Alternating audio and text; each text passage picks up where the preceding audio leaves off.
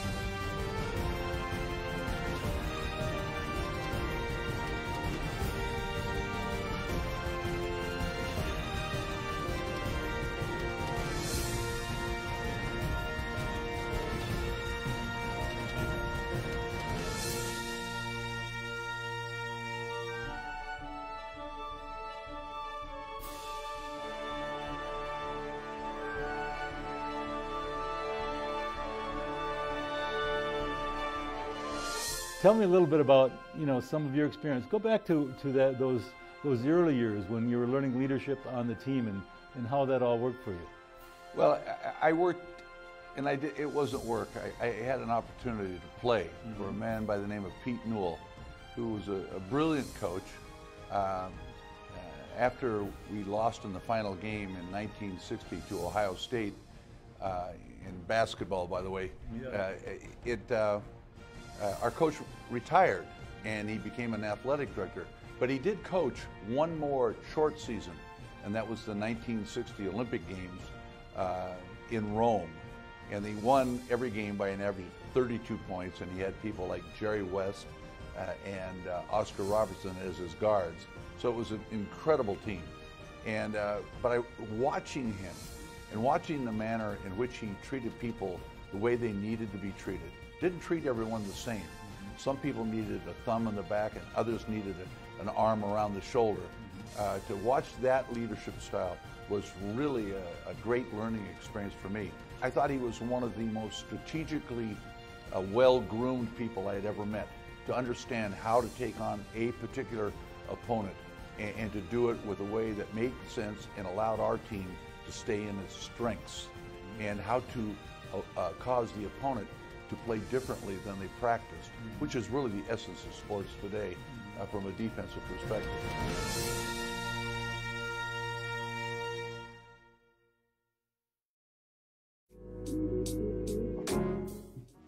Αγαπητοί φίλοι, αγαπητοί μπασκετόφιλοι και μπασκετόφιλες, καλησπέρα.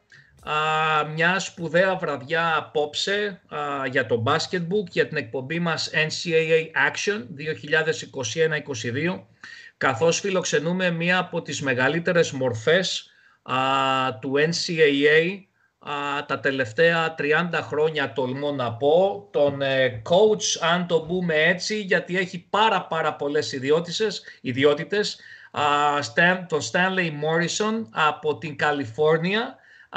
Coach Morrison, we can call you coach, right? Please, I get called all kinds of things. That's what I was just saying, that we really don't know how to call you because you're such a multitasker all these years. But us as basketball people, we prefer to call you coach. That's very good. That's what they call me everywhere I've been. Okay.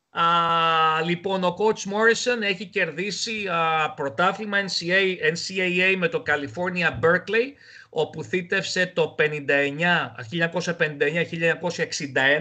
Το 1960 κέρδισε το Berkeley το NCAA, ενώ το 1961 ήταν φιναλίστ. Έχει κάνει σαν head coach σε διάφορες κολεγιακές ομάδες, έχει θητεύσει σαν σχολιαστής και αναλυτής κολεγιακών αγώνων, αλλά το κυριότερο, και γι' αυτό το λόγο τον έχουμε απόψε μαζί μας, παρέα πάντα με τον Κωνσταντίνο εδώ, το Χριστοφή, τον γκουρού μας στο NCAA. Καλησπέρα, Κωνσταντίνε. Καλησπέρα, Χρήστο. Συνέχισε, θα πω εγώ μετά. Λοιπόν, απόψε ο coach Stan Morrison θα μας εξηγήσει το μηχανισμό της επιλογής του Selection Sunday για τη March Madness, δηλαδή ποιες παραμέτρους λαμβάνουν υπόψη αυτή η επιτροπή ώστε να επιλεγούν οι 68, δηλαδή 64 συν 4, 68 κολεγιακές ομάδες. Coach Morrison, well, you've been all over the place. Every American I have spoken to in the last 3 days was celebrating. Oh, I can't believe you found Coach Morrison. You know, he's such a lovely guy. He's just a great public speaker. I mean, it seems to me that everybody loves you. I mean, they were jumping off their couches. You're very kind, and it's probably because they beat me or my team that they like me so much. Okay. I love it, and it's very interesting. You know, if you coach, if you played, if you have been obviously involved with the NCAA or internationally with European basketball, you are family. It's a very strong pull. I've had a number of players who've played in Europe. As you know, I was one of the first, and it was a fabulous experience. My wife and I were married on August 12th, and 10 days later, we were in Madrid, Spain for our first year of married life. So it means a lot to me. It's a big part of my life. It allowed me, by learning Spanish, to give clinics in Spanish-speaking countries, but I've given in others as well. In India, the State Department sent me to India, and I worked with their national team back in the 1990s. Yes. Okay, let me run through some flashes of your career. Ο Coach Morrison έχει εκτός από το πρωτάθλημα του NCAA το 1960 που κέρδισε σαν παίκτης, έχει παίξει, ήταν από τους πρώτους Αμερικανούς τη δεκαετία του 60 που ήρθαν στην Ευρώπη και έπαιξε στη Real Μαδρίτης τότε, Κωνσταντίνε. Κατόπιν ήταν head coach στο University of Pacific, στο φημισμένο USC, στο University of Southern California, στο San Jose State. Έχει κάνει athletic director, αθλητικός διευθυντής στο University of California Santa Barbara, στο University of California Riverside, εκεί όπου θύτευσε και ένας αγαπημένος φίλος Ελληνοαμερικάνος προπονητής στη γυναική ομάδα, ο Τζόνο Μαργαρίτης, μέσα από τον οποίο γνωρίσαμε τον Coach Morrison.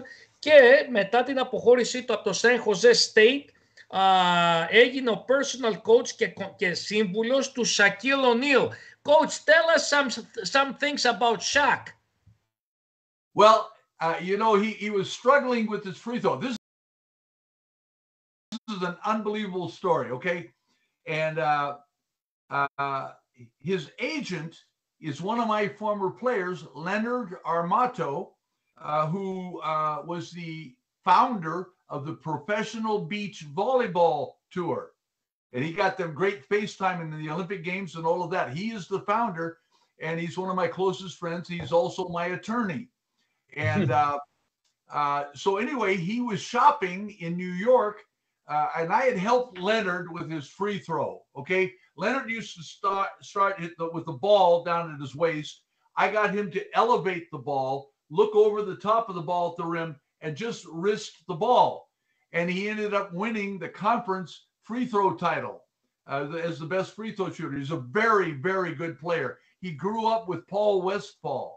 Okay. So he was smaller than Paul, but he knew how to take it at the big men and put the ball way out and put it up high off the glass with either hand. He was an outstanding college player. So I was able to help through Dale Brown, my good friend who was the coach at LSU, and they went with Leonard because they called me and I said, I trust Leonard with my life. Okay. So they're shopping and they're talking about free throws, and Shaquille really struggled with free throws. And so he called and said, can you help Shaquille with his free throws? I said, of course I can, but he's different. Leonard, you're 5 feet 11 inches tall. He's 7'1". His problems are different. His problems are not psychological. His problems are mechanical, the mechanics. His release point is so high that the ball is going up too flat. So the basket looks very small. And I would change it. He said, great. So we met at the Forum. The Staples Center didn't exist there, but the Forum is where the Lakers met. And I go there, and Mitch Kupchak is there. Jerry West is there. Shaquille is there. Shaquille's bodyguard, Jerome, is there. And one of Shaquille's cousins is there. His nickname was Dirt. And I said, okay. So I said, before we go out on the court, can we go to the locker room? They said, okay. So we go in the locker room, and they're all sitting over here. And so I said to Shaquille, I said, Shaquille, I'm going to give you 10 pieces of paper, and I want you to wad them up into balls, okay? And I took 2 chairs, and he sat in one, and I sat in the other. And I said, and I put a waste paper basket there. And I said, I want you to shoot all 10 at the waste paper basket. And so he put them in his hand, he threw, and he made 3. So I went and picked them up, and I came back and threw and made 5. Wow. And I picked them up and I gave them them. And then I put $100 bill on the floor. And I said, whoever makes the most gets the $100 bill. So Shaquille got up to the edge of the chair, on the edge, and he took instead of having the paper in his palm, put them in his fingertips. And he goes, boom, boom, boom, and he makes 5. Wow. Okay? So I picked them up, and I make first 4. I miss 5, and I say, how are we doing? He said, you better make it. And I made it. And so I said, did you notice the change? He said, no, what? I said, you got closer by getting to the edge of your chair. You also went to your fingertips. When I watch you on television and they have the baseline cameraman taking a picture of you when you shoot your free throw, I see the ball in your palm. I said, let me ask you something. When your mother wants to know if the iron for ironing is hot, how does she do that? He said, she licks her finger and touches it. I said, do you know why? Wow. Said, I don't know. Custom? I said, no. The nerve endings have feel. If she were to do it with her palm, by the time the message got to her brain, she would burn her hand.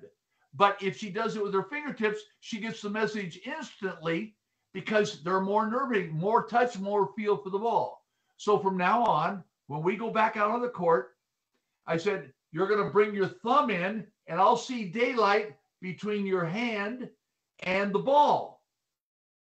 And he kind of smiled. He said, okay, that makes sense to me. And we're going to get touch on the ball.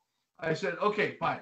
So now I said, I want you to go to the marking board. We had the big white marking board, and I had seen the man who works the locker rooms, and I said, I need a marking pen. And I said, I want you to go to the board and write up here,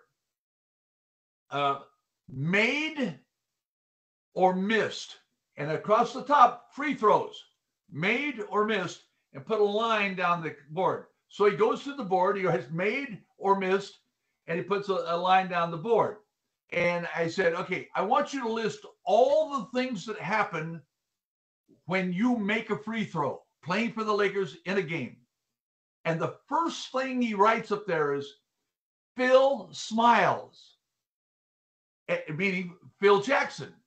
And then he wrote, cheerleaders cheer, and teammates, cheer. Okay, now when he missed, what does he put? Phil turns his back to me. Teammates put towels over their heads. Cheerleaders don't cheer. He's very aware of what happens when he makes a free throw. And I said, that's good. Now, you're not going to believe this. So then I said, all right, I want you to take this towel and erase all the stuff off where you missed, all the bad stuff up. And he goes up and it won't come off. He was using a permanent marker. He didn't have the right kind of pen.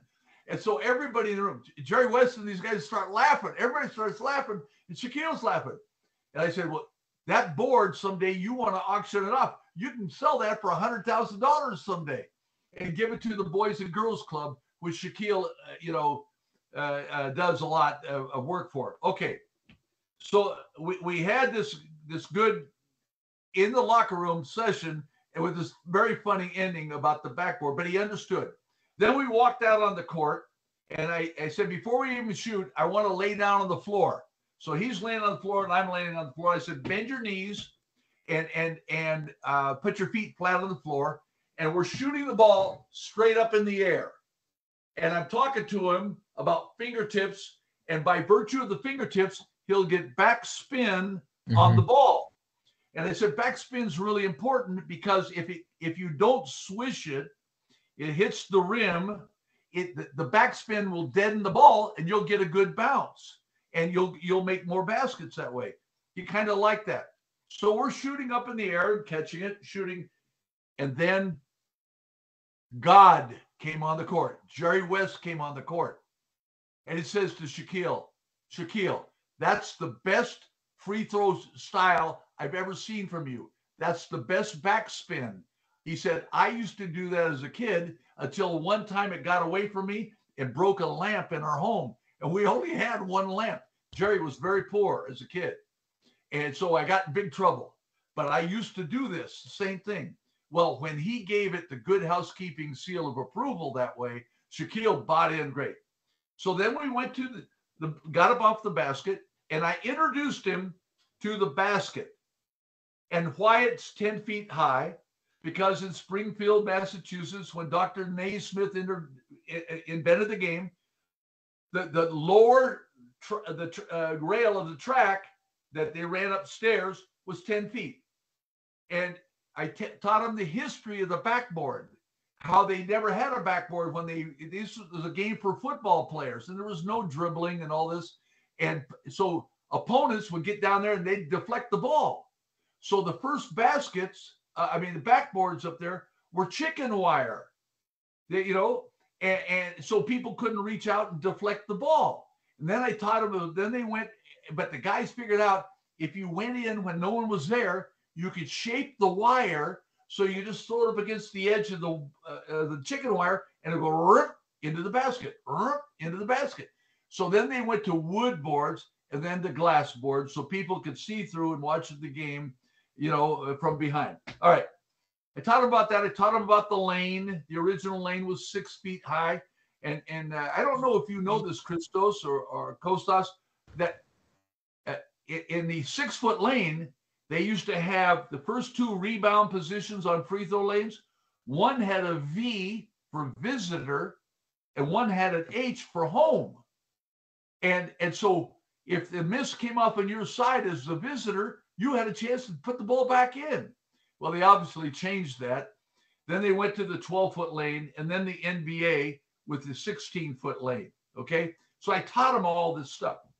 Okay, we go onto the floor, and I'm watching out of the corner of my eye, and Shaquille and Mitch Kupchak and Jerry West are watching, and Leonard Armado's over there along with Jerome. And I said, Shaquille, here's what we're going to do. I'm going to have you shoot the ball with one hand. Your hand is so big, you don't need a guide hand. All that happens with your guide hand is you're interfering with the ball and interfering also with the spin of the ball. So I'm going to have you put the ball on your shoulder, and the ball will be right next to your ear. And you're going to just shoot the ball there. So I put him just, where the dotted line is. I put him halfway between the dotted line and the basket, real close. And I said, I just want you to shoot for the back rim. And so he makes 3 in a row. Then I back him up to the dotted line, and he makes 3. And then I take him to the free throw line, and he makes 3. And I watch on the side, Kupchak goes like this. My God, what is happening? Then I said, you're so, and I taught him a routine. 3 bounces, elbows in, fingertips, we can see daylight right here, and follow through.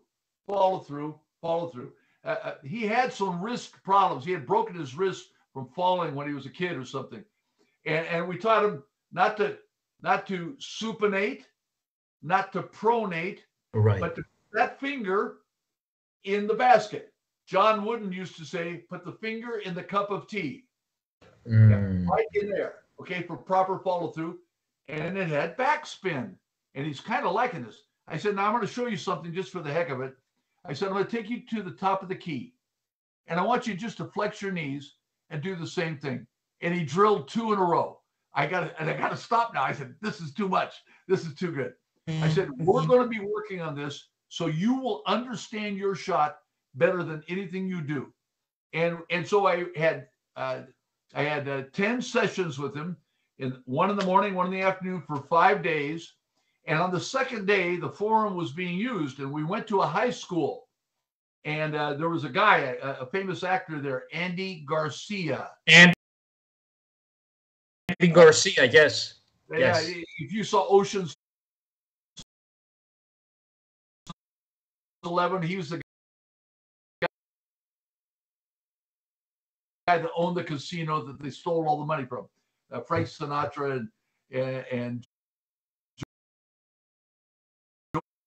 Joey Bishop and all those guys. All right. And so I wanted to see, I didn't have a sense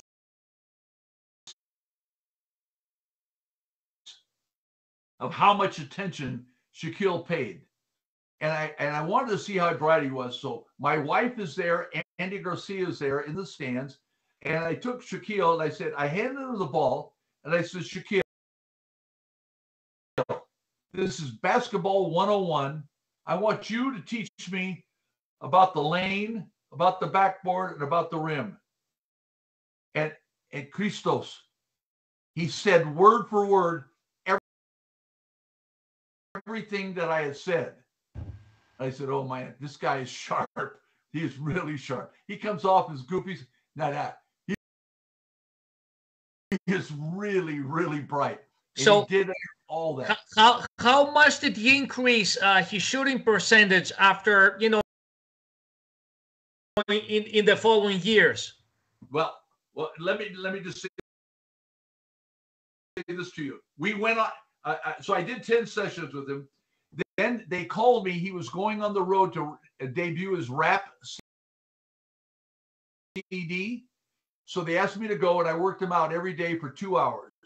And for a month, we had, private planes and limousines and stuff every day. Got him from 9 to 11 in a gym. Nobody else was in the gym. And I got him up to 72%. And he understood his shot. And I would do 10 in a row, and I would act like the official. I'd blow the whistle, because I'm working on other things with him, on footwork, on passing, on post moves and things. I mean, he looked like he was drenched with a hose. And then I blow the whistle. That's a foul on number 32 green. You're shooting 2. And he'd get to the lane. I'd give him a bounce pass, and he'd go through his routine, and he'd get up there. And I had charts. And right. I'd have 10 little circles, and every time he shot it, if he made it, I put an X. If he missed it, I left it blank. If he made it or missed and hit the rim, I put a mark on each of those circles so he could see where he was missing. And usually his misses were on the front rim because he was taught to shoot for the front rim. I said, that's why you shoot for the back rim. Because if you come up 2 inches short of your target, it will swish. But you've got to give the ball a chance to get there. And if you don't shoot it far, you're hitting your target, the front rim, but you're not getting points for it. So he bought into that. All right. At the end of this month, I'm doing this every day, 150 a day. Okay, in the middle of working out, he's breathing hard. I mean, he's a great learner. He really put out, and he's huge, and he moves so quickly for a guy his size. It was unbelievable to me. And so at the end of the month, is 72. I took all the sheets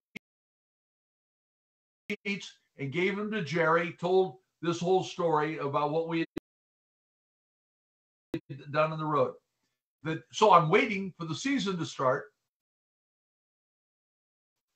And I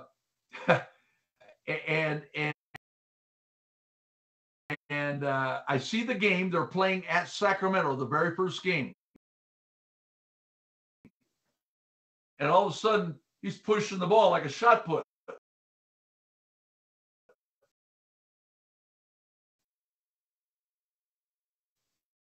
I said, oh, no. So I called Jerry the next day, and I said, what in the world happened? You know, and Jerry said, if I had a shotgun, I'd shoot him. He said, his father called the day before the first game and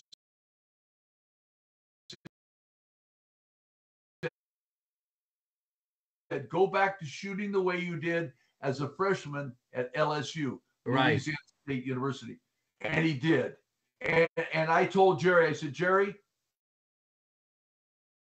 he didn't have courage enough to be different. Because I told Shaquille, I said, this will be known as the Shaq free throw. Kids in Detroit, Chicago, Miami, Los Angeles, Albuquerque, all over the country will be shooting the Shaq free throw. Everyone will know it. It's yours because it works. And he loved that. He loves things bigger than life, as you well know, because he's bigger than life. He's bigger than any commercial you've ever seen. I mean, he owns the world of commercials here. And so he loved all of that. And but Shaquille's a guy who's worked so hard to be like everyone else. And he never will be because he's mammoth size, you know, and it's just different. And he didn't have a courage enough to be different. And I was really disappointed. The next time I saw him. He didn't say where. He just came over. He kissed me on the forehead. Like a little kid. But that's okay. That was on him, and it's his deal.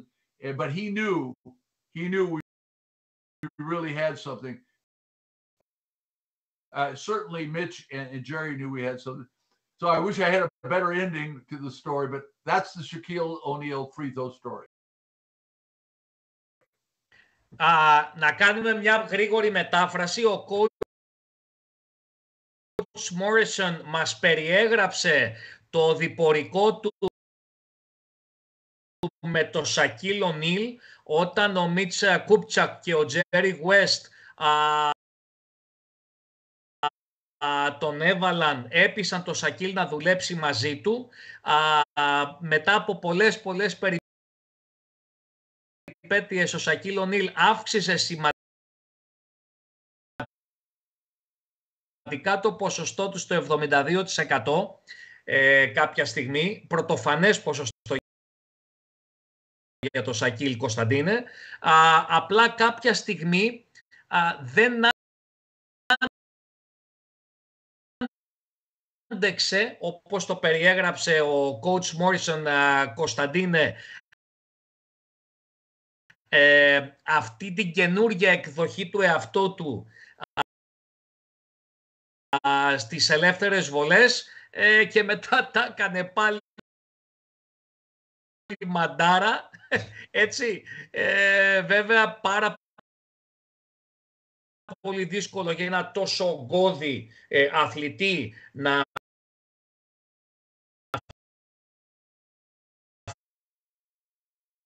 φτιάξει τους μοχλούς του, να κλείσουν λίγο οι ώμοι, να υπάρχει αυτός ο ευθυγραμμισμός. Τέλος πάντων, Coach Morrison, NCAA Basketball 2001-2022. Did you watch any games this year? I've watched quite a few games, yes. Not as many as in the past when I was on the selection committee. I would watch 20 games on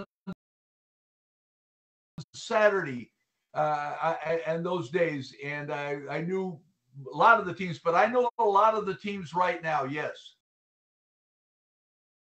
Okay. Αν είναι έτοιμος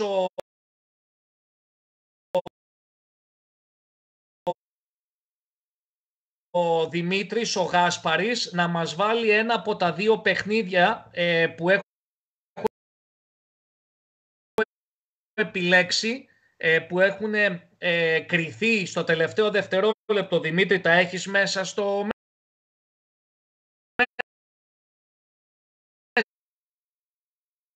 Messenger? Ωραία. Coach, let's watch a couple of tournament games of this week's games with crazy endings,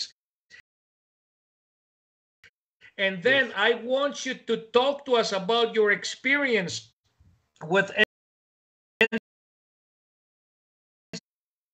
NCAA basketball, and of course, the main core of our conversation is how the selection committee operates, the mechanism, how you choose and you pick, the rightful teams, which must be very, very hard to do. Yes, I'd be happy to. Thank you. Good. Let's hit the road, Costandina. Watch a couple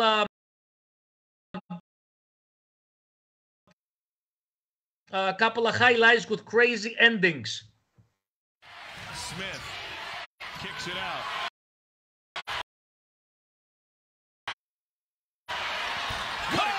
Buries it. To play. It's going hard left. Got past Banks. Got it in. 4.3 left.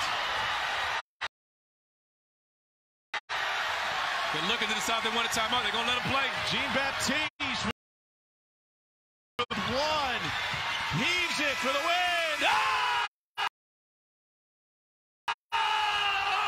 Chattanooga with a game-winning shot in overtime, and a shot he will never forget. Oh, my goodness.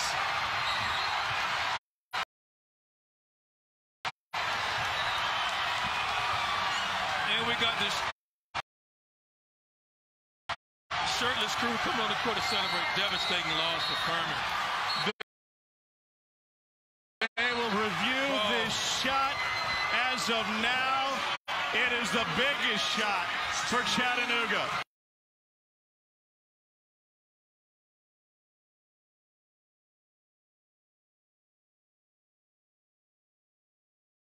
Left edge now clears it back over to the top of the key with the basketball. Is Connect back over into Kuntz. Kuntz back in his way, fadeaway jumper on the way. Good. He's got the answer. Asabar gives it to Tyler Patterson. Patterson driving inside. Sees the open lane. It's blocked out of there that time, but it won't go. Rebound coming for Northern Colorado. They'll push it up to Connect. Connect with the left wing three. Good. And Northern Colorado is back in front just like that. Gives it over to Nick Gonzalez. Gonzalez dribbling. Feeds it down inside to great Asabar. Asabar turns the corner wide open. And he's got the right-handed layup that time as he turned the corner and got himself 2 points. For the rebound. 1:09 left to go in the second half.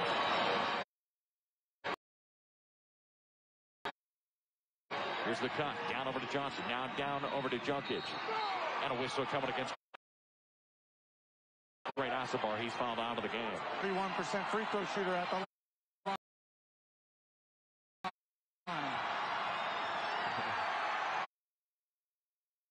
Looks better when you mention it.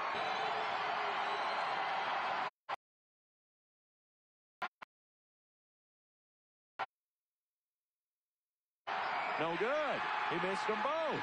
Bobcats with the basketball and a whistle coming against Bodie Hume. Individually and as a group. Free throw up and good.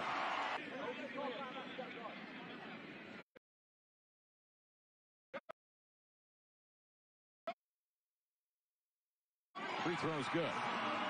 Over to the far side goes Matt Johnson. Johnson driving over to the right. He's back at his way over to the hoop, being guarded by Kellen Times. Now back over to the right side, goes up and off glass. He's got it. It pulls it within one. 30 seconds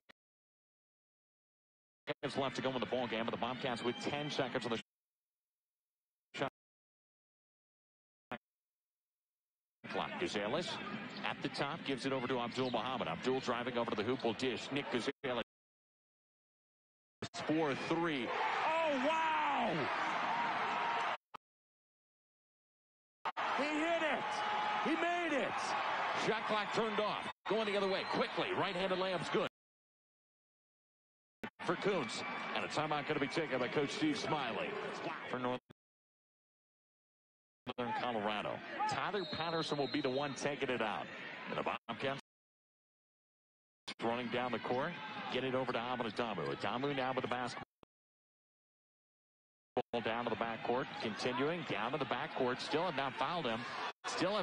And it's stolen away. Taken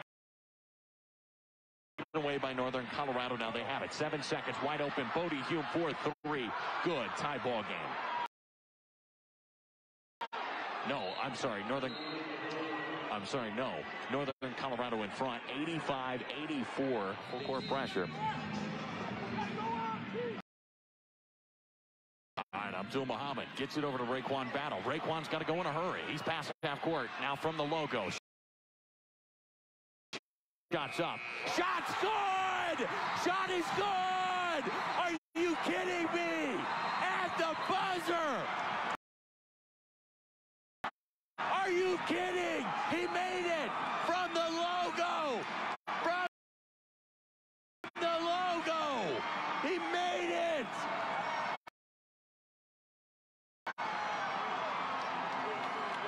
the students. On the logo, Ray Kwan battle.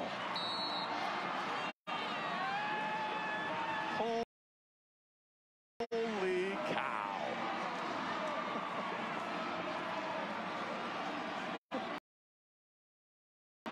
Wow.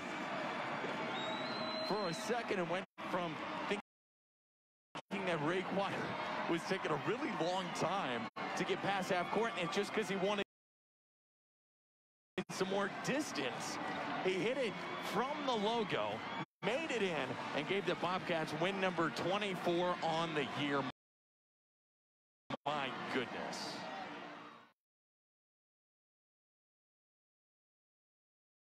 There were a lot of heroes, but it's always the last hero that everyone remembers.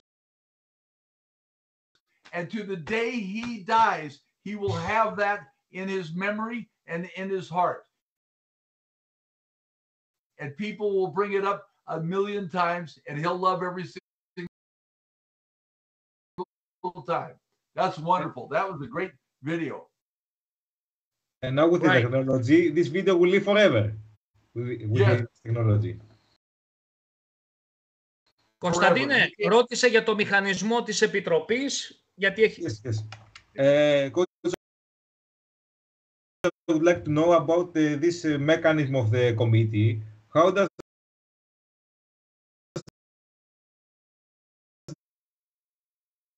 this work? Do you count some important wins? Do you count some stats against top 25 opponents? How does this work for teams that they are not seeded? Morrison, explain to us the RPI and all, you know, the strength, the schedule strengths, and how does this calculate? Yeah, I'll tell you what. First of all, it's the greatest administrative honor I've ever had to be selected to be on the committee.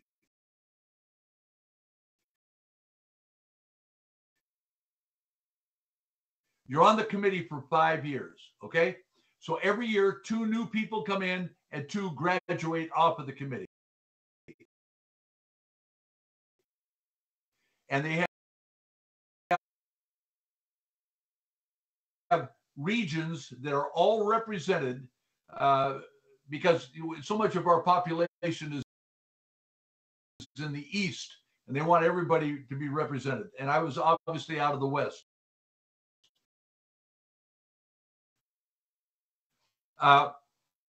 We have a number of meetings, and we have a number of phone conversations.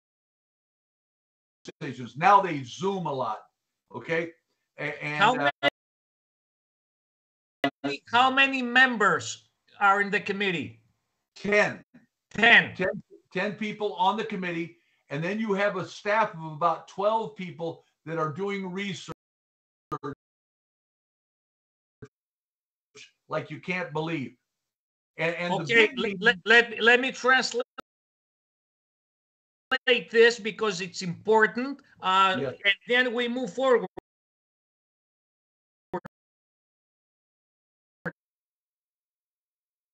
Λοιπόν, το NCAA Committee, η Επιτροπή του NCAA της επιλογής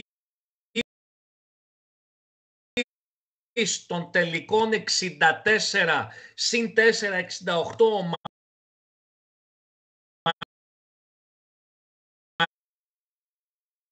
ομάδων αποτελείται από 10 μέλη στην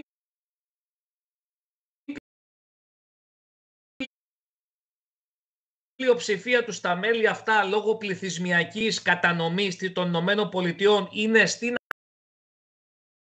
Ανατολή. Ο coach Morrison ήταν στο region,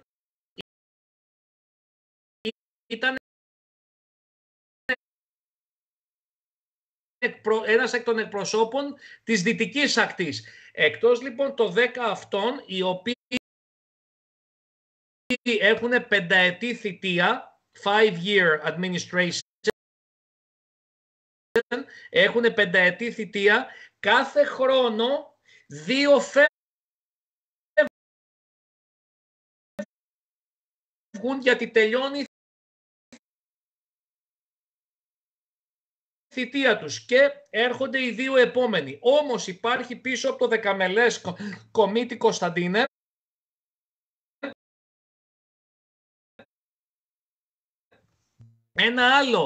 μια άλλη υποεπιτροπή 12 ατόμων, οι οποίοι μαζεύουν όλα τα στατιστικά, όλα τα νούμερα, όλα τα αποδεικτικά στοιχεία της αγωνιστικής ταυτότητας της κάθε κολεγιακής ομάδας και της κάθε περιφέρειας. Now we can move forward, sir. Okay, so we have these phone calls, and when the February phone call is a big one because March obviously is we're going down the home stretch.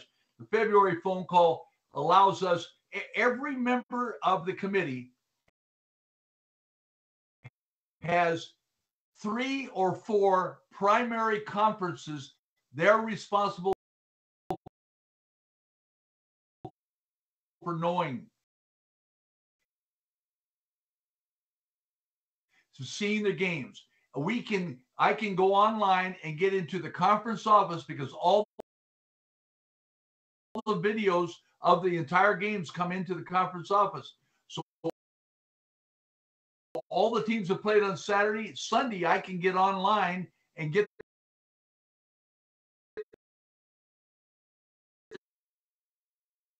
their games and scout the games and see who's playing well, who isn't, who the individuals are who are playing well. And it's very, very good. And you get saturated with basketball. And then it's time to go to Indianapolis, okay? And we have the meeting there before Selection Sunday, which is this coming Sunday. So our timing is good. Now, right now, the 10 committee members are on the 5th floor of the Westin Hotel, okay? Every year, you're in the Westin, and every year when you go 5 years, you always have the same room. And when you get off the elevator, there's a police officer sitting there at a table. He has a laptop. He also has a gun. Well, why would he have a gun? Because there is so much money involved in this. Now, I'm going to explain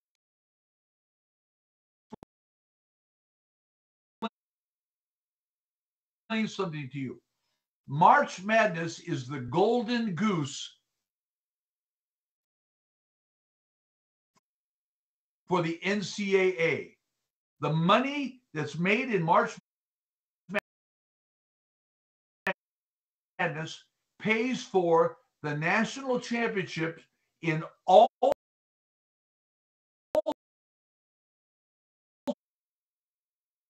sports in the NCAA at divisions 1, 2, and 3, except for American football. Okay, they pay for everything, every airline flight, every hotel room, every meal, for all of the officials,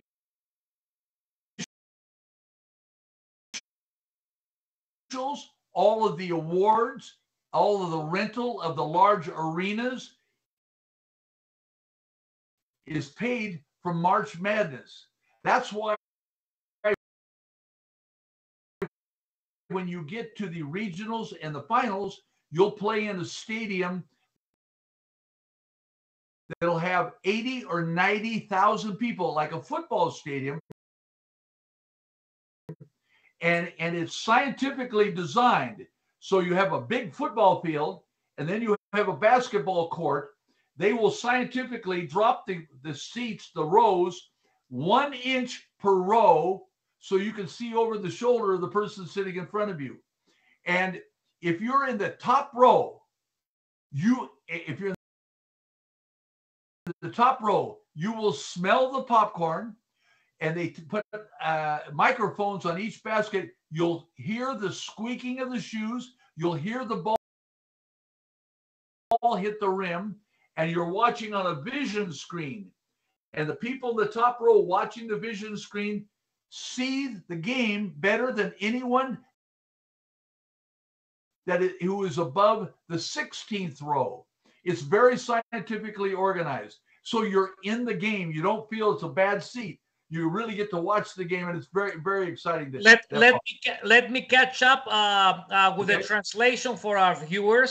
Ο Coach Morrison, Κωνσταντίνε, μας λέει ότι κάθε χρόνο προπαραμονή του Selection Sunday, που η Selection Sunday είναι αυτή την Κυριακή που μας έρχεται, γι' αυτό είναι και επίκαιρη η εκπομπή μας, μαζεύονται στο Western Hotel στην Ινδιανάπολη της Ινδιάνα, γιατί εκεί είναι τα headquarters του NCAA. Είναι όλα ελεγμένα με σεκιουριτάδες, με αστυνομικούς, με πιστόλια, με τα πάντα, γιατί διακυβεύονται εκατοντάδες εκατομμυρίων δολαρίων, μια και είναι η διοργάνωση αυτή, η March Madness, είναι η δεύτερη επικερδέστερη στον παγκόσμιο αθλητισμό μετά το αμερικάνικο ποδόσφαιρο. Έτσι λοιπόν εκεί πέρα συνεδριάζουν, εκεί αποφασίζουν. Και κάτι τελευταίο, before we go back to Coach Morrison, είναι τόσο επιστημονικά δομημένο όσον αφορά την τεχνολογία, την ακουστική, είτε μέχρι και του τελευταίου φιλάθλου που έχει πληρώσει το εισιτήριό του και θα πιει την πύρα του και το χάμπουργκερ του στην τελευταία σειρά, έχει τέτοια οπτικοακουστική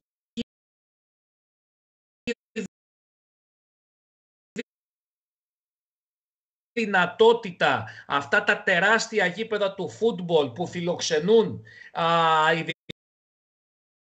ειδικότερα τα regions, δηλαδή μετά τους 32 του NCAA, που ακούγεται το γλίστριμα του παπουτσιού, η μπάλα που χτυπάει επάνω στο στεφάνι, και βέβαια έχουν αυτά τα μεγάλα screens, έτσι, που μπορεί και βλέπει και παρακολουθεί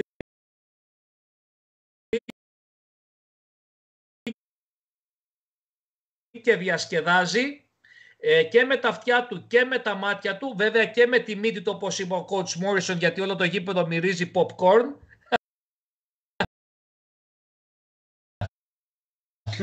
Έτσι, ακριβώς. Και είναι πραγματικά ένα φαντασμαγορικό θέαμα. Coach, tell us about the difficulty of the mechanism of the selection. I'm sure you guys have many dilemmas, and you had to be unfair in quotes sometimes to several teams.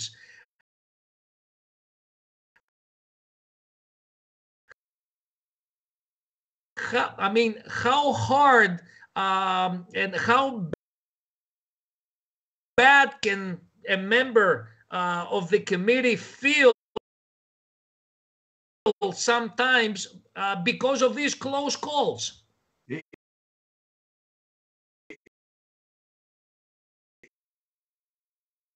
It can be very emotional, very traumatic, and sometimes you'll get up at 1 o'clock in the morning and go knock on the door of the chairman and say, "Can we have a conversation? Can we revisit this as a committee tomorrow?" And you'll sit. It happens quite often. Those kind of conversations, because in your heart, sometimes there are things that transcend the statistics, okay? And I need to share with you the availability of more statistics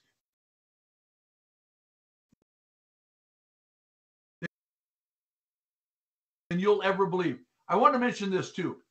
I mentioned you have 3 or 4 conferences. There are 36 conferences, I think, and you have 3 or 4 of those conferences as your primary. Then you will have 4 conferences as secondary. Mm-hmm. So you're kind of backing up the others, so you have that information. When we have the February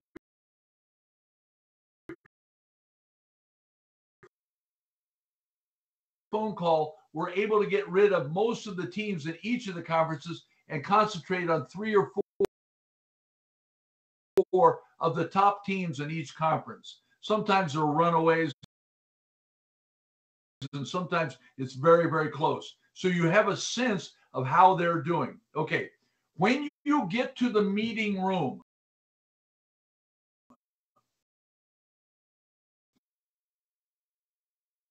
now, first of all, we're on the floor, okay? CBS and now Turner as well, they have one of the rooms that is a studio for interviews. They're the only ones allowed there. No one is allowed to come on that floor except people serving meals. We have a dining area where we eat. We have a viewing room with 6 big screens, okay? One year,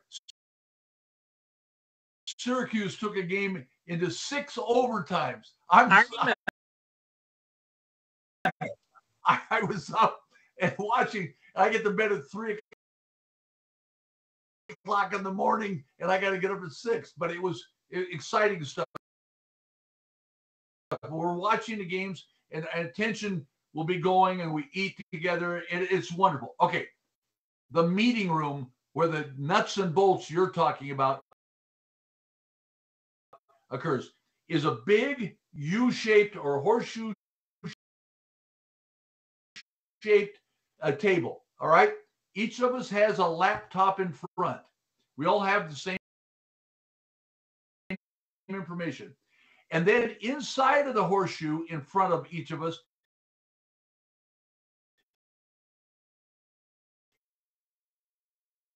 is a large screen, okay?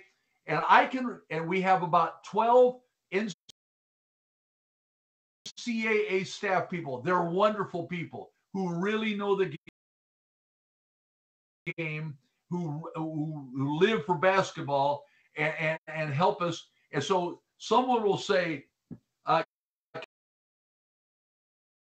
can we see the stats, the statistics of, let's say, Niagara and Oregon State, okay? All of a sudden, all of us, and our screen in front of us in the horseshoe, boom, the lights go on, and you will see that there's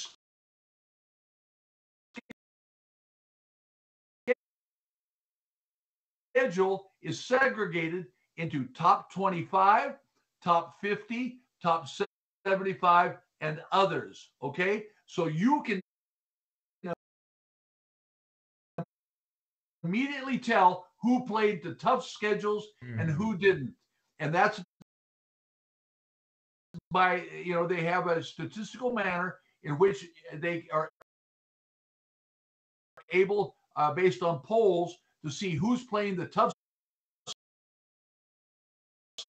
schedule and who's playing, as Dick Vitale would say, the cupcakes. All right. and so it's color coordinated. So in the red, that's the top 25. Everybody's seeing the same thing. And somebody may have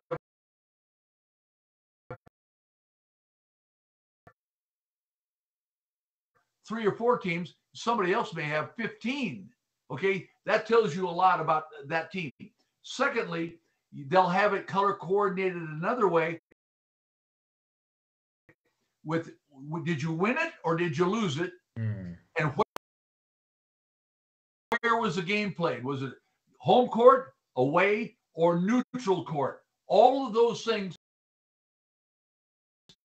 are built into the RPI. Those are all statistically valid ways of demonstrating strength of schedule and what these people did to put themselves in a position to be highly considered for the tournament. Okay. Let's translate this from Konstantinos,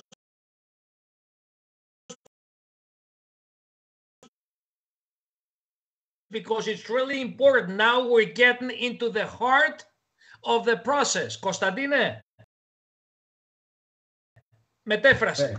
Λοιπόν, από ό,τι μας είπε και ο coach Morrison, έχουν μπροστά τους, έτσι, κάθονται βασικά σε ένα oval τραπέζι ή σε ένα που μοιάζει με άλογο, από ό,τι μας περιέγραψε Λαφυρά, όπου έχουν μπροστά τους, έτσι, με τη βοήθεια των 12 ατόμων που είναι στην Επιτροπή, που κάνουν τη βρώμικη δουλειά, που μαζεύουν τους αριθμούς και τα στοιχεία. Ναι, όπου θέλουν να δουν, ξέρω εγώ, παραδείγματος χάρη, τι έκανε το Πανεπιστήμιο του Ναϊάγκρα με το Πανεπιστήμιο του Όρεγκον, και πετάει μπροστά στους υπολογιστές που έχουν, γιατί όλοι έχουν μπροστά υπολογιστές, έτσι, τα πάντα όλα, να το πω έτσι πολύ απλά. Τους πετάει τι έκανε απέναντι σε top 25 ομάδες, σε top 50, σε top 75, και έχει διαφορετικό... Αν έπαιξε εντός έδρας, εκτός έδρα, σε κάποιο τουρνουά στη Χαβάη, π.χ. σε ουδέτερη έδρα. Ναι, και αν κερδίσανε, αν χάσανε, πόσο χάσανε, πόσο κερδίσανε. Άρα δηλαδή υπάρχει στατιστική τηλεόραση, αξιοκρατία, μπορούμε να πούμε. Μάλιστα. Coach, can you please move on? This is the most interesting NCAA podcast we've ever had. Oh, okay. And so we are able to evaluate teams, and we do it. We're thinking of regions and things we have to do, but we're evaluating all the teams, and we've gotten it down into a working group. You're going to get 64 teams, and we probably have 80 teams that we're evaluating. Some are very obvious to us, but when you get into the 20s or 30s, and every conference has to be represented. So there's some weak conferences that what their best team is going to get in, regardless if they're not as good as, a whole bunch of other teams, they're going to get in because that is a guarantee. Every conference will get representation. Now, the weaker conferences often it's the conference tournament champion that gets in. Yes. Not the regular season. That happens quite a bit. So you can go into the conference tournament and have had a terrible year and get in there and get hot. Who's hot now? I had a team at San Jose State. We went into the postseason tournament as the last seed, and we're playing against. So the last seed is going to play the number one seed in the first game, right? So we played the University of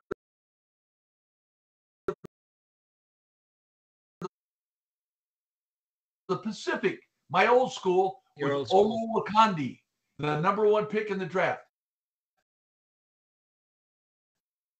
We beat them by 20. Wow. And then we go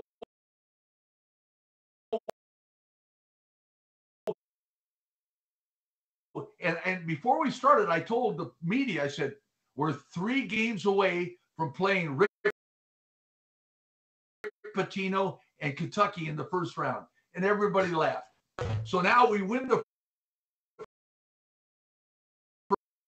first game. And after the game, I'm talking to the media and I said, we're 2 games away from playing Kentucky and Rick Pitino in the first round. So we play against UC Irvine, and they had the great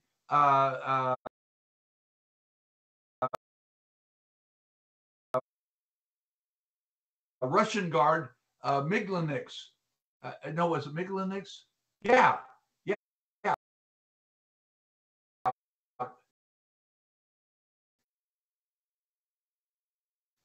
Miglinix, left-handed great guard, and we beat him by 12.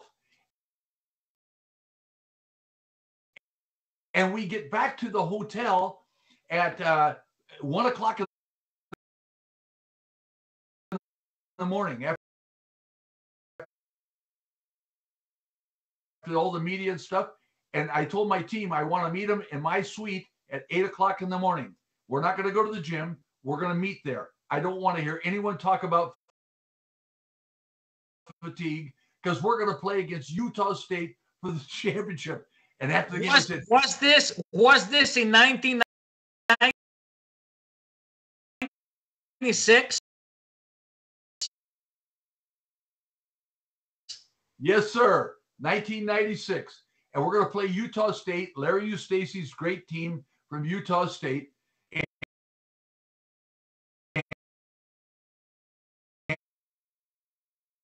And we and I said, we're going to meet and we're going to talk about it. And so and fatigue is not allowed to be a factor. And everybody smells like ghosts. They don't get their uniforms washed because we're always the underdogs, so we're wearing the same uniform. And we play this game on national television. It's the last game to be played before before the selection Sunday. So the whole country's watching this game. And the game goes back and forth and back and forth. And I have a great French player named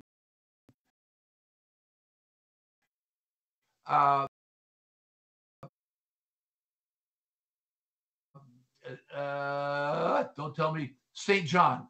And his name now is Tariq Abdul Wahed. He became a Muslim, and he played professionally. He was a great player. And we're playing. We play this game, and we get it into overtime. and we have the ball with 14 seconds to go, and we're down 2, I believe. Okay? And so I want to go to my guy. I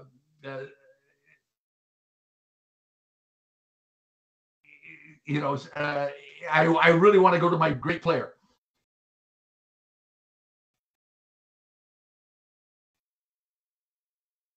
And Stacy, the other coach, knows it. He triple teams him, so he can't get the ball.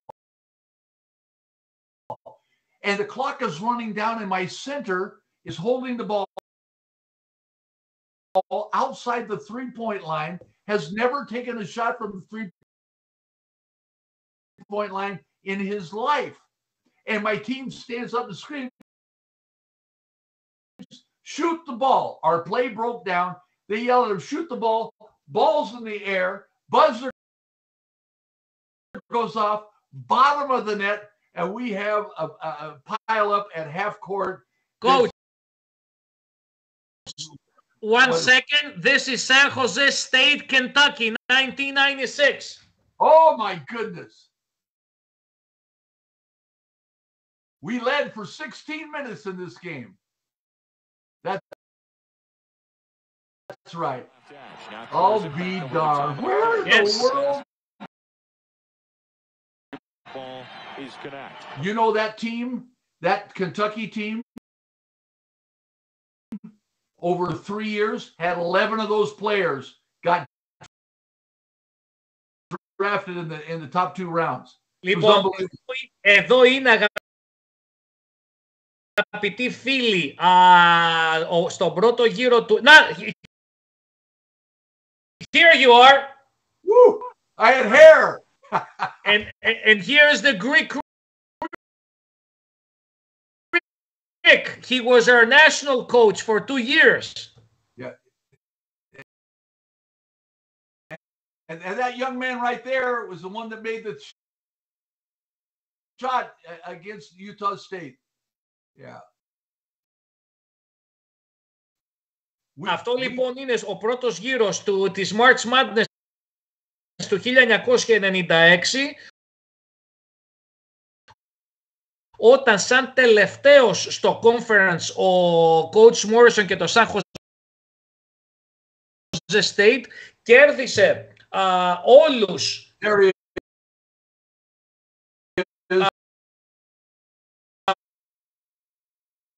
right there. That's a great player.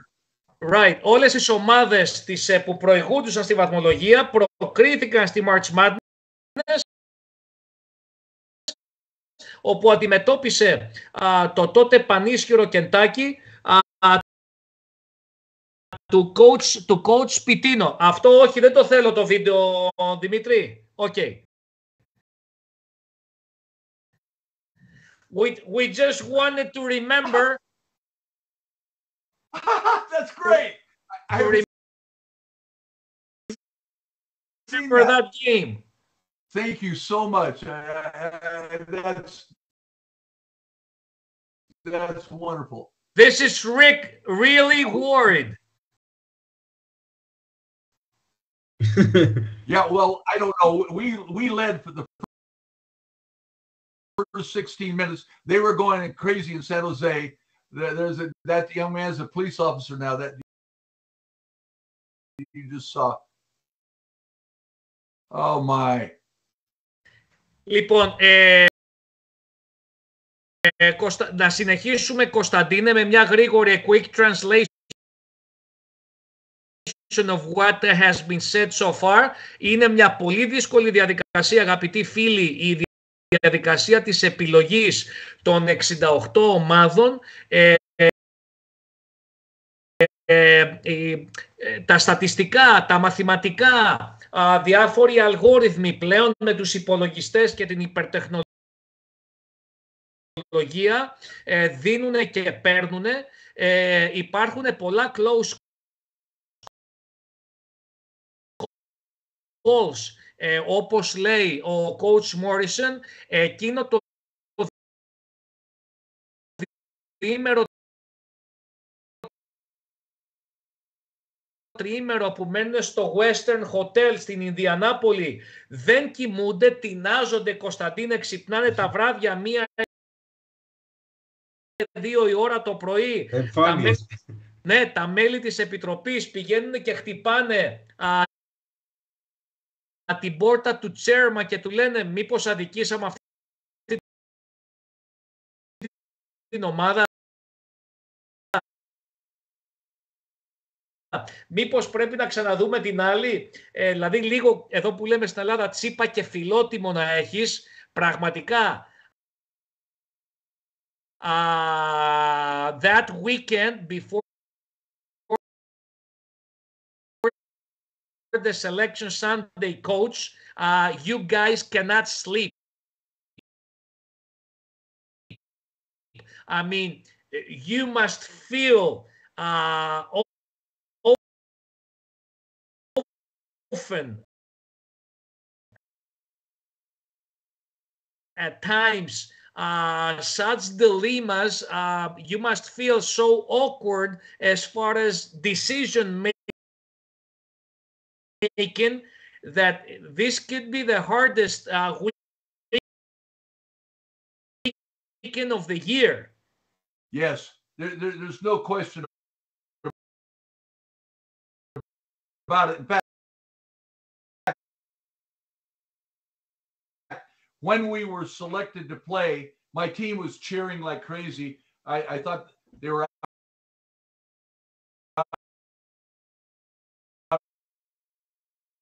out of their minds. We're playing Kentucky, and I said to my assistant coaches, we will run with them. I felt we were 6, maybe 7 deep. They were 15 deep at Kentucky, but I had seen a game in the year when Kentucky played at LSU against Dale Brown. Mm-hmm.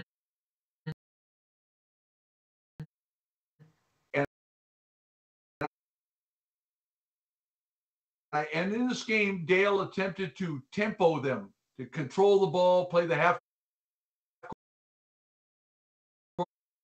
court game. And at halftime, Kentucky was ahead by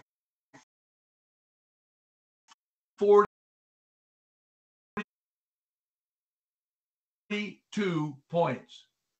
At halftime, it was unbelievable. And I said, I don't want to do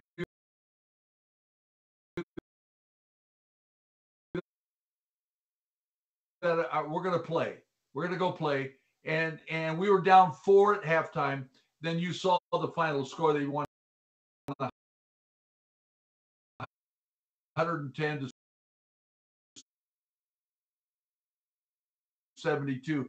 The dam broke at halftime. My guys were exhausted. I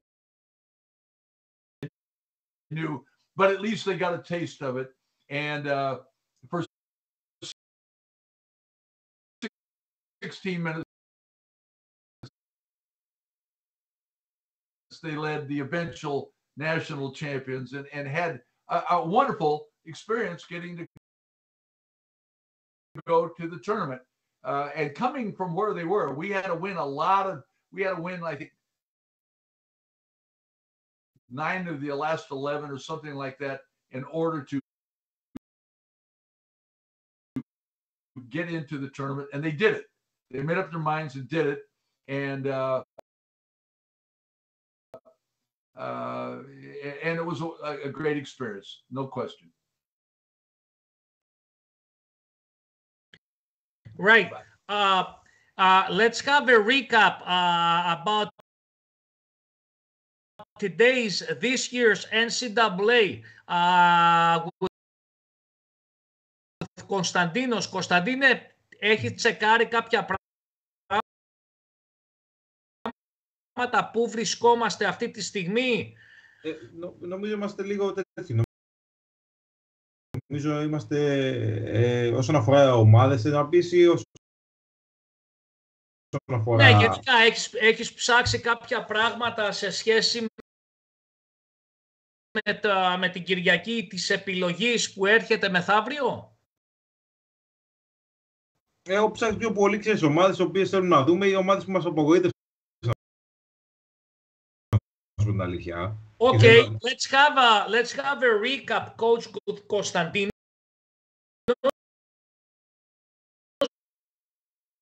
with over and underachieving teams of this year's NCAA season. Okay, I would say that this year may be the single most difficult year to make those kinds of assessments, okay?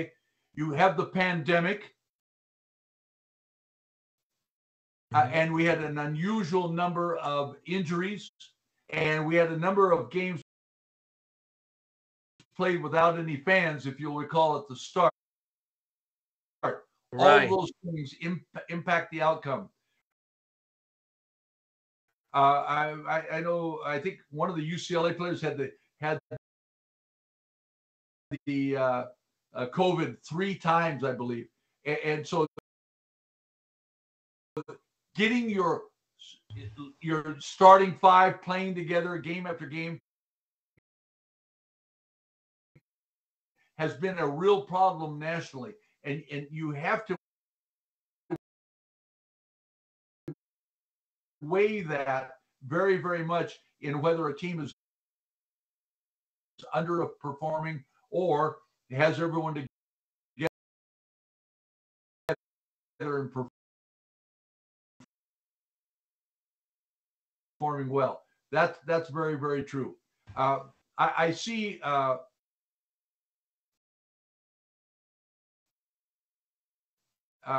lot of teams. I obviously I'm here in Southern California, and I watch SC and UCLA, and I think UCLA has had more of those particular problems than any team. They seem to really be coming together right now. I'll be interested to see how games go this week before the selection Sunday for those teams, SC and UCLA.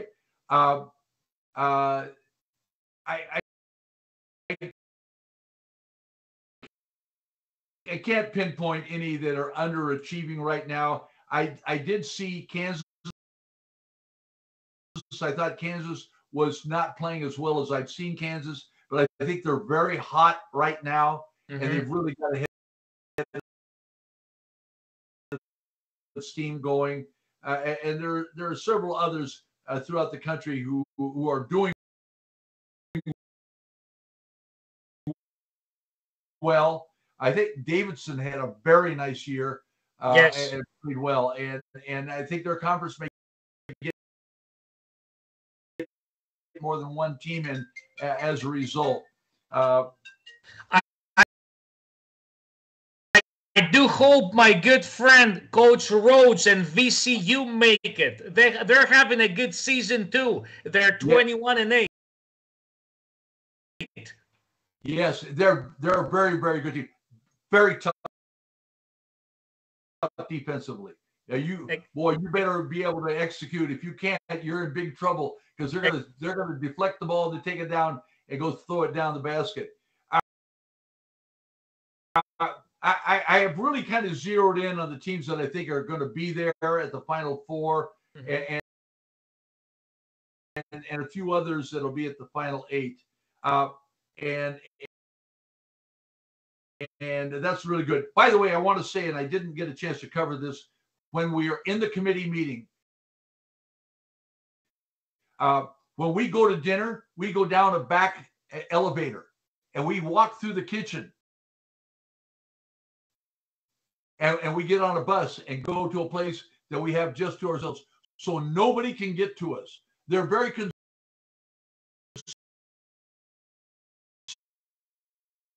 about that, okay? Officials don't know until the day of the game which game they're going to work. That's very, very important because you're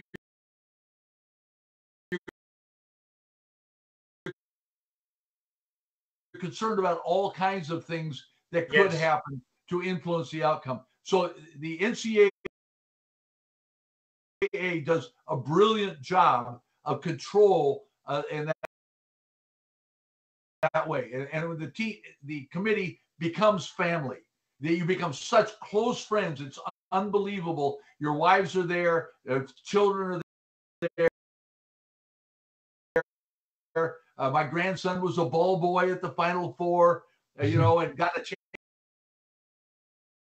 to be on the court. So you guys are like the Pentagon of basketball. Well, kind of, yes. You're the Oval Office. You bet. I told you about the security of the elevator and the police officer and all that. That's real.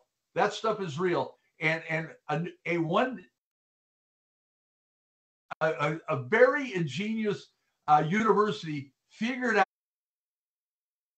out what newspaper we were getting to our rooms, and it was USA Today. They took out a full-page ad in this USA Today about their university. It didn't get them in the tournament, but we appreciated the effort. It was really clever. And I mean, it's really, really totally confidential. Very strong conversations. My lasting contribution was this: when we're getting down to seeding the teams on the S curve, you know how that works. Okay. When it gets down to seeding and two teams are equal, because so many of the people in the committee perhaps never played basketball or never coached it, but they do know the game. I've had enough conversation to know. They look at me and they say, Stan, we've got two teams. We've got Florida and we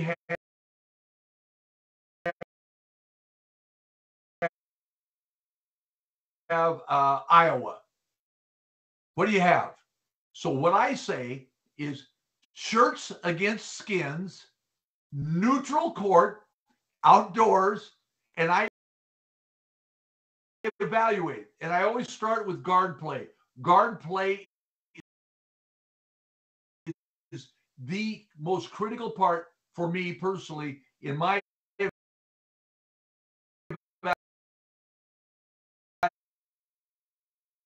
evaluation of teams. Do they take care of the ball? Are they unselfish? Do they know how to read time and score? What is their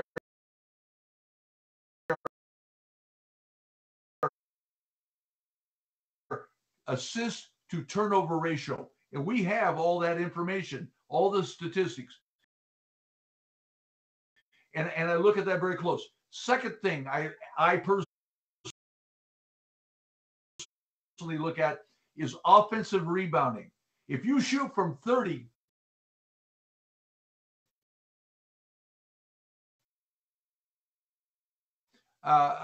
Christos, and Kostas gets the rebound and puts it back in, you're shooting 50% no matter how you cut it. And offensive rebounding and putbacks are huge for me in terms of determining the strength of a team. We go through that. How deep are they? What's their free throw average and all those kind of things.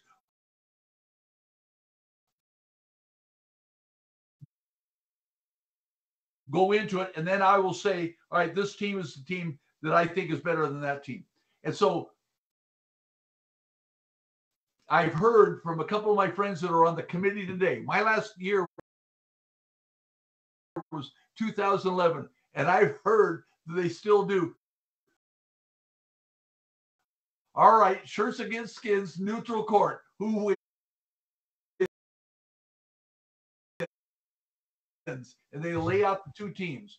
And when they do that, they will also put on those screens for us all of who they played and all their statistics, so we know. One of the other things that's really important is injuries. Has a kid recovered enough? He didn't play in the league tournament. Is he okay now to play? And those are the difficult things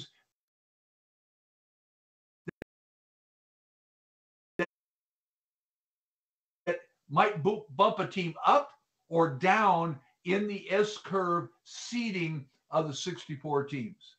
This is amazing. Constantine, I never thought that the committee gets into so deep. Oh boy. Okay. I think mean, they should, because it's a very complicated process, and you have to be as much as unbiased as possible. I mean, the committee pretty much evaluates team as far as how coachable they are, how unselfish they are, assist turnover ratio. I mean, they perform literally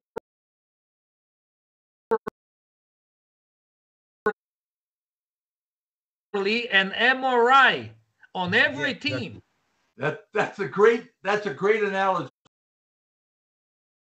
Christos. That's a great analogy. Look, each of us followed those teams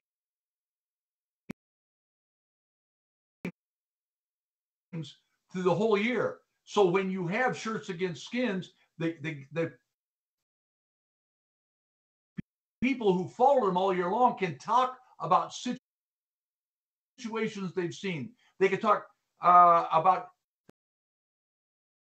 that kid, the coach and the kid are fighting. I saw them on the sideline. Those kind of things. Did they get it resolved? You don't know that. There's a lot that goes into it that can make a difference in the seeding. That's really very, very real. Έχω πάθει πλάκα, Κωνσταντίνε, έτσι. Δεν τα ξέρα ούτε εγώ αυτά. Πού να τα ξέρουμε. Δηλαδή τέτοια διεισδυτική ανάλυση στη λεπτομέρεια, πόσα επιθετικά rebound παίρνει κάθε ομάδα, και σύν ότι λαμβάνουν υπόψη για το αν κάποιος superstar μιας ομάδας κολεγίου έχει επανέλθει τώρα στους τελικούς της περιφέρειας, και αυτό το θεωρούν extra boost, έτσι, και το λαμβάνουν υπόψη για το μη τυχόν και την επιλέξουν. Και το τρομερότερο από όλα που όλοι ακούσαμε, αγαπητοί φίλοι και φίλες, είναι η μυστικότητα μέσα στην οποία κινούνται στο ξενοδοχείο εκείνο το διήμερο της επιλογής των 68 ομάδων,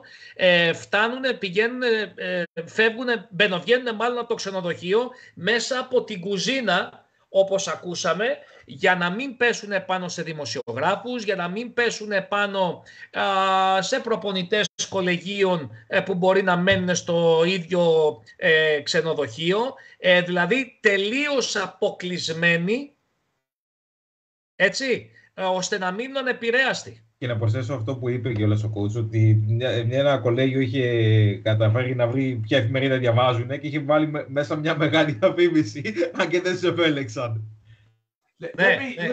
Let me also tell you about the formula of 6.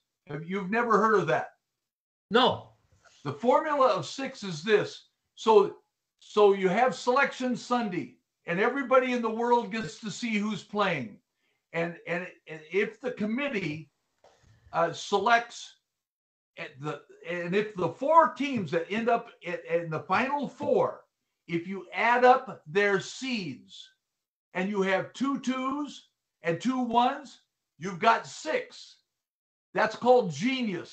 Okay, One of the years I was on the committee, all 4 of the number 1 seeds were in the Final Four.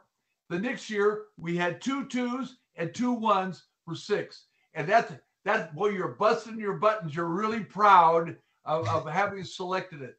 That is amazing. One of the things you also that occasionally we get deep into, if Christos, if you follow a team A, and you follow them all season, and you notice they really struggle against the zone, and here you are in the seeding, and they're gonna play a zone team. Oh, Syracuse. You know that, and so that influences you and what you're doing in the seeding to some degree. That doesn't mean that they don't solve the problem. It's just they have to back it off and take a look and run a guy through and try and get a feel for how they play their zone. Are they matched up? Are they a true 2-3? Are they rotating? Are they doubling up on the post? All those things, and that's why guard play is so important. And then that guy that's a rim protector, the guy that can go up and block the shot and ruin a great play that's going to get a layup, and he swats it out and you're taking off the other direction on the fast break. Those things are all a part of it. Okay, before we finalize our great evening, let's watch a video that our IT Dimitris has prepared with Andy Katz.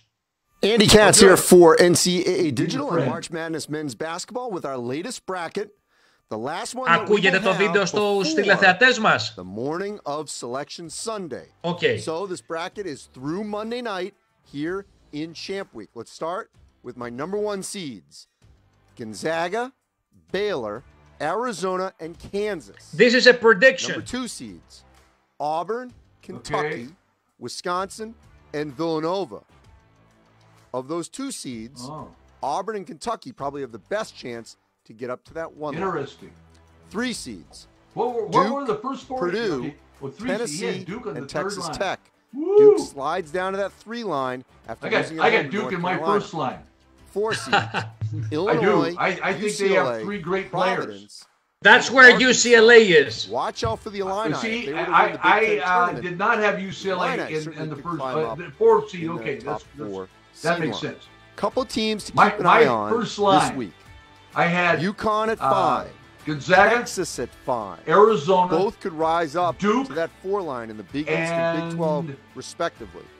And Baylor Iowa at 6. The Hawkeyes, despite losing late on Sunday at Illinois, they're a dark horse to win the Big Ten tournament. So keep an eye on Iowa. If they were to win the Big Ten tournament, another team in the Iowa East certainly could make a late run, Gonzaga, possibly. And Arizona, first 4 in Duke, Dayton. Here's how we see somebody obvious that I'm missing Creighton, here. taking on SMU, and Indiana. That's okay. Well, opposite first 4 out. Kentucky. A couple of these teams have played their way out in the last week. So Andy has Kentucky in Wyoming in the Mountain West, 2nd seed. Xavier in the Big East. First 4 out. Dayton Let's actually see. Wyoming, what a great year the Cowboys are having. Xavier.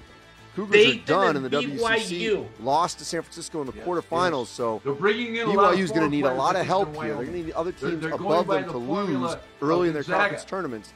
And St. Mary's, Coach Bennett. Oh boy, he's good. As of now, heading into Bennett can really most coach. of Champ Week here. I saw them still be the number 1 overall seed and take them right out of the game. Watch out for Baylor and Arizona. He comes to Greece very often when he grabs the opportunity. He flies to Greece over the summers. Good. On Tuesday. Good. I had fun when I did a clinic there. Okay. Well, this is pretty much Coach Andy Katz's predictions. Well, I believe that it's the very first podcast ever in Europe explaining this NCAA selection Sunday and its mechanism. because our fans demanded for the last couple of years, to get further information on the selection Sunday process. So we believe we enlightened them very much tonight. We were very honored to have you. Now you have a lot of fans in Greece as well. Once we upload the podcast to YouTube, I will send it over to you so your grandchildren can watch it, and you can share it with your friend that a couple of NCAA Taliban here in Athens, Greece. We adore NCAA ball. Well, it is everything to me. I was fortunate to be on a national championship team with Pete Newell, and it means everything. I changed majors at 3:00 in the morning in Louisville when we were celebrating as teammates, because I was an art and architecture student, and I said, I want to be in this environment the rest of my life. And it changed, and I said, I'm going to go into coaching, and I changed my major at Berkeley. And I'm glad I did. Never regretted it. It's been a lot of fun, a great run. I went to 44 Final Fours in a row until the pandemic. I'm not going to New Orleans this year, and it obviously didn't go last year or the year before. But I'll be back in Houston in a year. Okay. Λοιπόν, Κωνσταντίνα, αγαπητοί φίλοι και φίλες, μέλη του Basketbook, αυτός ήταν απόψε ο coach Stan Morrison των 44 συνεχομένων παρουσιών σε NCAA Final Four. Μόνο φέτος δεν θα πάει λόγω της πανδημίας που σας παρουσιάσαμε απόψε. Κωνσταντίνε, προσπαθούμε, έτσι, το βλέπουν όλοι, να βάλουμε λιγάκι σάλτσα έτσι στην μπασκετική μας επικαιρότητα, προωθώντας και αναδεικνύοντας το ωραιότερο πρωτάθλημα του κόσμου κατά την άποψή μας εδώ στο Basketbook, το πιο συναρπαστικό, όπως είναι το NCAA, το αναπτυξιακό θα έλεγα, Κωνσταντίνε, πρωτάθλημα της Αμερικής, που χοντρικά κυμαίνεται μεταξύ των ηλικιών 18, 22, 23 χρονών. Coach Morrison, thank you so much. Thank you. I thoroughly enjoyed it. I enjoyed meeting Costas, enjoyed seeing you and both. And thank you for being so organized. Great questions. I enjoyed it. And remember this, it is a wide open tournament this year. Somebody can come out of nowhere and win this thing. And they'll have the greatest dances you ever saw on the court after those games. Enjoy yourselves, gentlemen. And I hope to all of my friends in Greece and in Europe, enjoy every second of this tournament. It is a very special place. That's why they call it March Madness. Thank you. Ακριβώς. And we're expecting to host you again with Coach Dan Peterson. Yes, please. And we'll talk do that. about and because we have a special retro stories podcast. It's a separate podcast.